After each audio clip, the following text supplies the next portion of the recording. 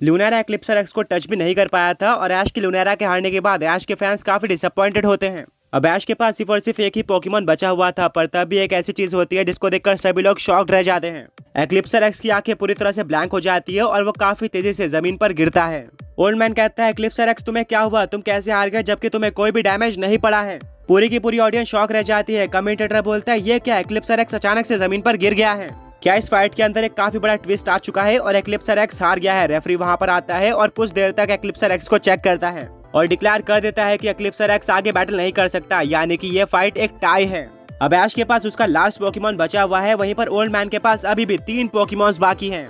Old man पूरी तरह से शॉक्ड होता है। अनाउंसर कहता है कि ओल्ड मैन ने ऐश को एक ऑफर दिया था कि वो सिर्फ और सिर्फ 3 पोकेमॉन्स का यूज करेंगे एंड अगर ऐश उन 3 पोकेमॉन्स को डिफीट कर देता है तो उसको विनर डिक्लेयर कर दिया जाएगा। देखना होगा कि ओल्ड मैन अपने वादे पर खड़ा उतरते हैं या फिर नहीं। ओल्ड मैन अपने एक्लिप्सर एक्स को पोकेबॉल के अंदर वापस लेते हैं। सभी लोग ओल्ड मैन के वर्ड्स का वेट कर रहे होते हैं। पूरा स्टेडियम शांत हो चुका था। सभी को पता था कि अगर ओल्ड मैन अपने बाकी 3 पोकेमॉन्स को भी यूज करते हैं तो यहाँ पर ऐश के जीतने के कोई भी चांस नहीं होने वाले।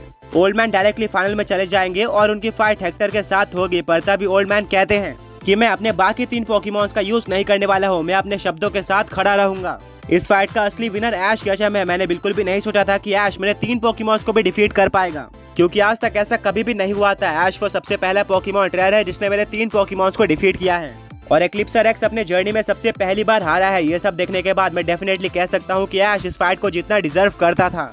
ये स्टेटमेंट सुनने के बाद पूरे के पूरे ऑडियंस के होश उड़ जाते हैं। अनाउंसर कहता है, ये क्या, ओल्ड मैन ने ऐश को विनर डिक्लेयर कर दिया है, यानी कि जैसा कि हमने सोचा था वो बिल्कुल भी नहीं हुआ।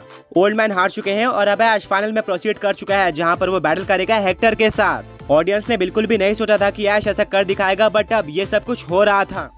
ऐश पूरी तरह से स्टिल खड़ा हुआ था। उसको बिलीव नहीं हो रहा था कि उसने ओल्ड मैन को डिफीट कर दिया है। वो एक हफ्ते से काफी ज्यादा नर्वस था क्योंकि ओल्ड मैन के पास काफी यूनिक और सुपर स्ट्रॉन्ग पोकेमॉन्स थे। उसने इतनी ज्यादा प्रिपरेशन किसी भी बैटल से पहले नहीं करी थी, बट अब वो सारी प्रिपरेशन सफल हो चुकी थी। ओल्ड मैन आगे बढ़ते हैं और ऐश से हाथ मिलाकर बोलते हैं कि भले यहाँ पर ज्यादातर लोगों का मानना हो कि फाइनल में हेक्टर जीतेगा, बट मेरे अकॉर्डिंग तुम ही असली विनर हो और तुम हेक्टर को जरूर डिफीट करोगे। एंड हाँ, मेरी बात याद रखना, मैं कभी भी नहीं चाहता था कि मैं तुम्हें डिफीट करूं, बल्कि मैं ये चाहता था कि तुम मुझे डिफीट करो और फाइनल में प्रोसीड कर जाओ। वैसे भी मेरी पोकेमॉन ट्रेनिंग करियर खत्म हो चुका है और मुझे तुम में मेरी झलक दिखती है। तुम डेफिनेटली काफी आगे जाने वाले हो और हेक्टर को डिफीट करोगे। ये सुनकर ऐश की आंखें भर जाती है और उसके दिल में ओल्ड मैन के लिए रिस्पेक्ट काफी ज्यादा बढ़ जाती है। ओल्ड मैन कहते हैं, वेल ये सैड होने का टाइम नहीं है, ये टाइम है सेलिब्रेट करने का। बट उससे पहले मेरा एक क्वेश्चन था, एक्लिप्सर एक्स कैसे हार गया? क्या लूनारा के पास कोई यूनिक एबिलिटी या फिर मूव था जिसका यूज करके उसने एक्लिप्सर एक्स को 1 हिट नॉकआउट कर दिया? ऐश बोलते हैं, एक्चुअली में लूनारा के पास एक काफी यूनिक एबिलिटी है जिसके मदद से कोई भी पोकेमॉन लूनारा को डिफीट करता है तो बदले में वो खुद हार जाता है। ओल्ड मैन कहते हैं, ओ अब समझा, मैंने सोचा था कि तुम चार्जार्ड या फिर गेंजा को यूज करोगे, पर तुमने लूनारा को यूज किया। तुम्हारे फैंस तुम्हें क्रिटिसाइज भी करते हैं, बट अब मुझे समझ में आया कि तुम्हारा फैसला काफी सही था। अनाउंसर कहता है, तो आज एक काफी ज्यादा हिस्टोरिक डे था जहां पर ऐश ने अनबीटेबल पोकेमॉन ट्रेनर यानी कि ओल्ड मैन को डिफीट कर दिया है और वो प्रोसीड कर चुका है फाइनल में। ओल्ड मैन और ऐश आखिरी बार हाथ मिलाते हैं और जाने से पहले ओल्ड मैन कहते हैं कि हेक्टर को डिफीट करना बिल्कुल भी इजी नहीं है। उसके अगेंस्ट बैटल करने से पहले तुम एक बार मुझसे मिल लेना। मैंने तो तुम्हें एक ऑफर भी दे दिया था जहां पर मैंने सिर्फ और सिर्फ 3 पोकेमॉन का यूज किया, पर हेक्टर ऐसा नहीं है। वो एक काफी एविल पोकेमॉन ट्रेनर है जो कि तुम्हारे ऊपर बिल्कुल भी रहम नहीं बरतने वाला। वो अपने स्ट्रॉन्गेस्ट पोकेमॉन्स का यूज करेगा और फुल फोर्स के साथ जाएगा, जिसके बाद तुम्हारा कॉन्फिडेंस और तुम्हारे पोकेमॉन्स काफी वीक फील करेंगे। पर शायद उसको डिफीट करने में मैं तुम्हारी मदद कर सकता हूँ, एक बार मुझसे जरूर मिलना। ये कहकर ओल्ड मैन वहाँ से चले जाते हैं। ऐश ओल्ड मैन को काफी आवाज देने की कोशिश करता है पर ओल्ड मैन नहीं सुनते। ब्रॉक, मिस्टी और सरीना वहाँ पर पहुँच जाते हैं और कहते हैं कि कांग्रेचुलेशन ऐश, तुम फाइनल्स में पहुँच चुके हो और तुमने ओल्ड मैन जैसे पोकेमॉन ट्रेनर को डिफीट कर दिया है।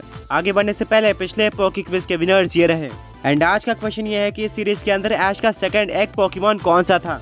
ऐश कहता है, शायद जैसा कि तुम सब लोग सोच रहे हो वैसा बिल्कुल भी नहीं है। ओल्ड मैन एक काफी अच्छे इंसान है और वो चाहते थे कि मैं ये बैटल जीतूं। उन्होंने ये भी कहा कि हेक्टर को डिफीट करने के लिए वो मुझे कुछ टिप्स देने वाले हैं।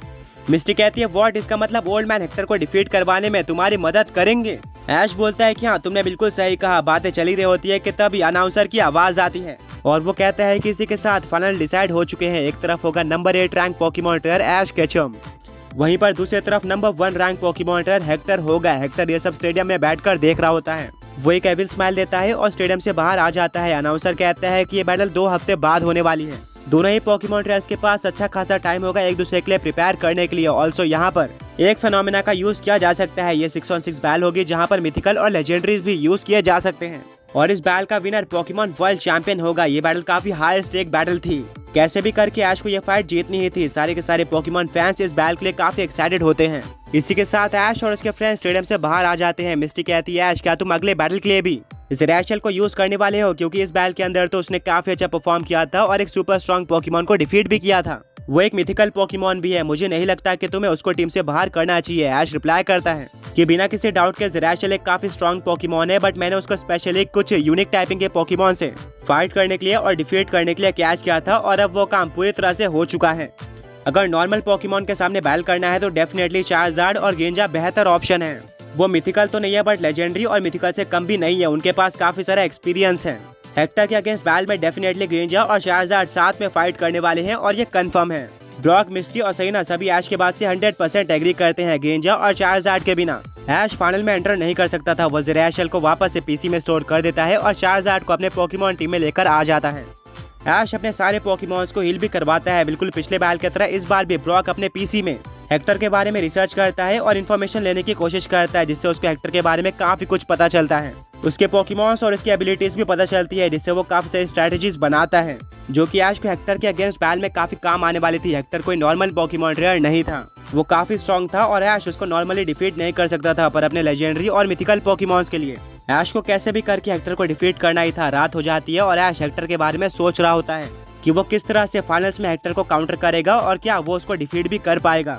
ये वही हेक्टर था जिसने सिल्वर को सिर्फ और सिर्फ 2 पोकेमॉन्स का यूज करके डिफीट किया था और इसने इस पोकेमॉन वर्ल्ड चैंपियनशिप के अंदर भी टोबियास और जेवरॉन जैसे सुपर स्ट्रॉन्ग पोकेमॉन ट्रेनर्स को डोमिनेट किया है। कोई भी पोकेमॉन ट्रेनर हेक्टर के 3 से ज्यादा पोकेमॉन्स को डिफीट करने में सफल नहीं हो पाया है।